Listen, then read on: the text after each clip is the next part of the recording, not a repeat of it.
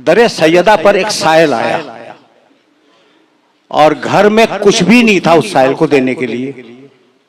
इत्तेफाक से दरवाजे पर सलमान फारसी बैठे हुए थे। शहजादी ने सलमान फारसी से कहा, सलमान ये मेरी चादर लो, इसे बेच के कुछ पैसे ले आओ। लिखा तो ये हुआ है। ये रिवायत तुम्हारे सुनने के काबिल है, अगर सुनने के काबिल ना होती तो न सुनाता। ये चादर लो, इसे बेचो, कुछ पैसे लाओ और साहिल को दे दो। सलमान फारसी कंधे पे चादर लेकर बाहर निकले। अब सलमान फारसी की ज़बान में इतनी जुर्रत नहीं थी कि वो कहते कि मैं फातिमा ज़हरा की चादर भी आया हूं बेचने के लिए। नहीं कर सकते।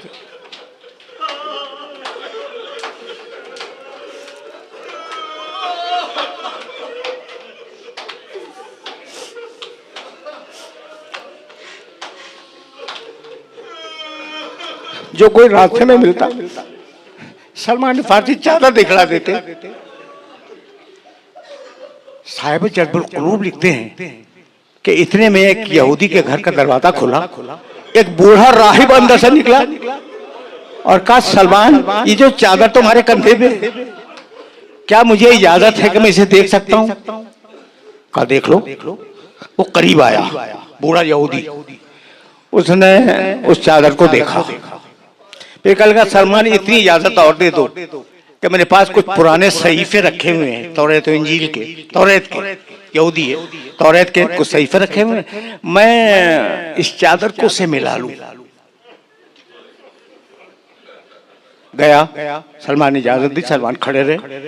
वो गया, तौरात का नुस्खा निकाल के लाया। कभी चादर देखता था, कभी वो नुस्खा देखता था।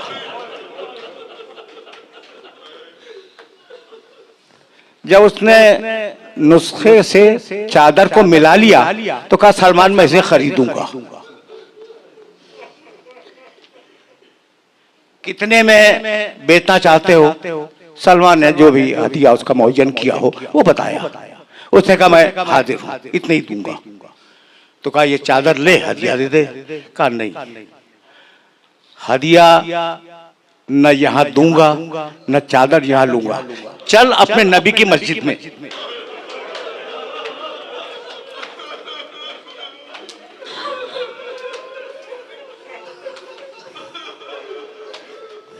भरा हुआ मजमा सहाबे किराम का। उस मजमे में यहूदी आया और उसने आने के बाद ये कहा कि मैंने इस चादर को अपने पुराने सहीफों से मिलाया और उन पुराने सहीफों में ये लिखा हुआ था कि आखिरी नबी की बेटी की चादर बिकने के लिए आएगी।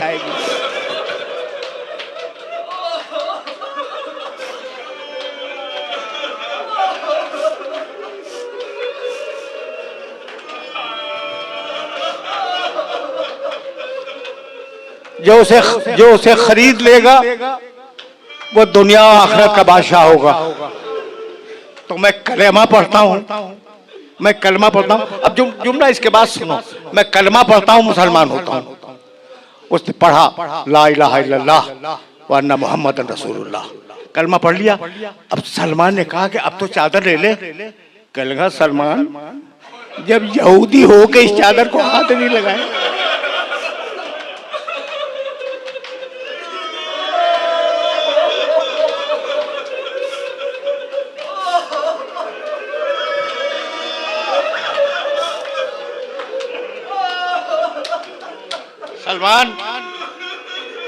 सलमान जब यहूदी होकर इस चादर को हाथ नहीं लगाया तो मुसलमान होने के बाद कैसे इस चादर को हाथ लगाऊं?